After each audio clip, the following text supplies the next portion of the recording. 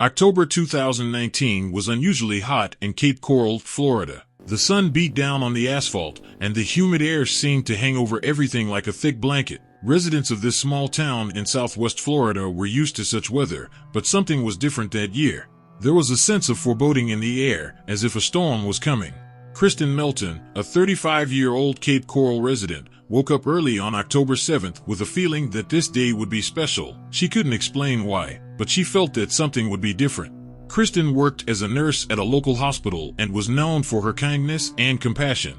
Her blonde hair and warm smile always instilled confidence and patience. That same morning, on the other side of town, Diana Ruiz, 43, was getting ready for work. She worked at a local bar and usually walked, enjoying the cool of the morning. Diana was a single mother raising her son and dreaming of a better life for him. No one could have predicted that the destinies of these two women, who had never met in life, would be tragically intertwined on this fateful day. Wade Wilson woke up with a headache. The last few months had been a nightmare for him. He felt like his life was out of control and he didn't know how to fix it. Wade was a tall, powerfully built man with multiple tattoos covering his arms and neck. His past was dark and twisted, full of violence and crime. Years ago, Wade got involved with a group he called a high-level human trafficking ring. He did their dirty work, recruiting young women and preparing them for a terrible fate. But over time, his conscience began to awaken. He couldn't bear the thought of what happened to these women after he handed them over to his bosses. Wade decided to leave, but he knew it wouldn't be easy. Organizations like these don't let their people go just like that. He started planning his escape, but he felt like he was being watched. The paranoia grew with each passing day. That morning of October 7th, Wade decided he couldn't wait any longer. He had to act now, or he felt like he would never break out of this vicious cycle. Kristen Melton finished her shift at the hospital and headed home. She was tired but happy. She had managed to help several patients, and it always brought her satisfaction. On the way home, she stopped at a local supermarket to buy groceries for dinner. That's where she first noticed Wade. He looked lost and a little scared, which caught Kristen's attention. Her natural kindness took over, and she decided to approach him to ask if he needed help. Wade was surprised by her kindness. He was not used to strangers showing concern for him. A glimmer of hope flashed in his eyes. Maybe this conversation with a kind person would help him find a way out of his situation. They started talking, and Kristen invited Wade to her house for a cup of coffee. She felt that this man needed help, and she wanted to do something good. This decision turned out to be fatal. At the same time, Diana Ruiz was walking to work on her usual route. She passed by a field behind the local Sam's Club store when she noticed something strange. A man she had never seen before was looking around nervously, as if he was afraid he was being followed. Diana was a cautious person, but also curious. She slowed down, trying to figure out what was going on. The man noticed her and seemed to panic. What happened next changed the lives of many people in Cape Coral forever. Wade, driven by fear and paranoia, believed that Kristen and Diana were agents of the organization he was trying to escape. In his fevered mind, they became a threat that needed to be eliminated. At Kristen's home, Wade suddenly attacked her. Despite her attempts to calm him down and explain that she was just trying to help, Wade was beside himself with fear and rage. He strangled Kristen, convinced that he was protecting himself from danger. Then, in a state of shock and panic, Wade ran out of Kristen's house and came across Diana walking to work.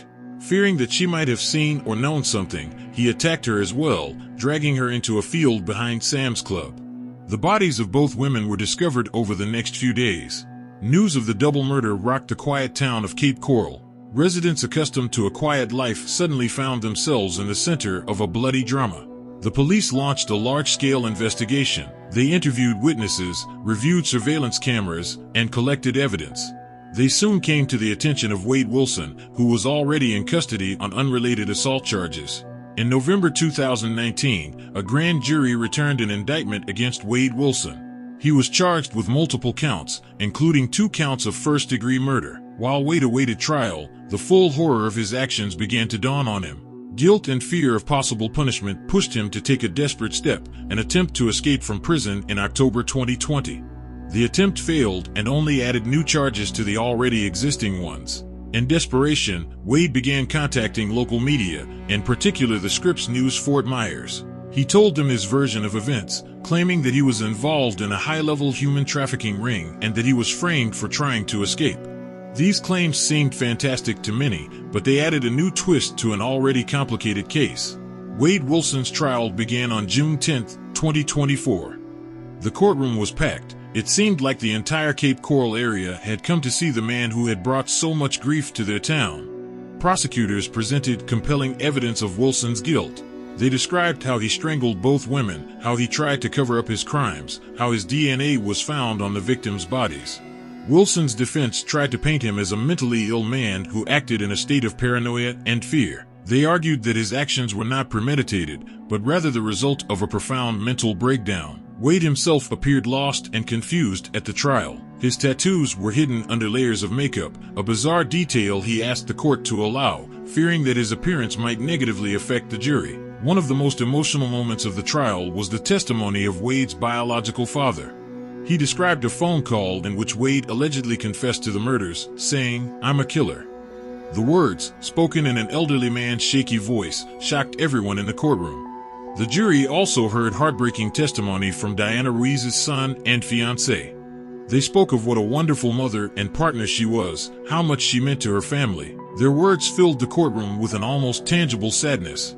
After 3 days of hearings, on June 12, 2024, the jury retired to consider its verdict. The tension in the courtroom was almost unbearable. The victims' families held hands, praying for justice. Wade Wilson sat motionless, staring into space. Just 2 hours later, the jury returned with its verdict. Wade Wilson was found guilty on all charges. First-degree murder, Christine Melton. Auto grand theft, Christine Melton's. Assault, Melissa Montanez. First-degree murder, Diana Ruiz. Home burglary, Fanny Amlin's home. First-degree petty larceny, Fanny Amlin's property. The courtroom was dead silent as the verdict was read. The victims' families cried softly, relieved that justice had been served, but knowing it would not bring back their loved ones. Wade Wilson showed no emotion when he heard the verdict. He nodded slightly, as if he expected it. Wade Wilson now faces the death penalty. The sentencing phase is scheduled to begin on June 24, 2024. This will be another test for the victims' families, who will have to relive the horror of what happened to their loved ones.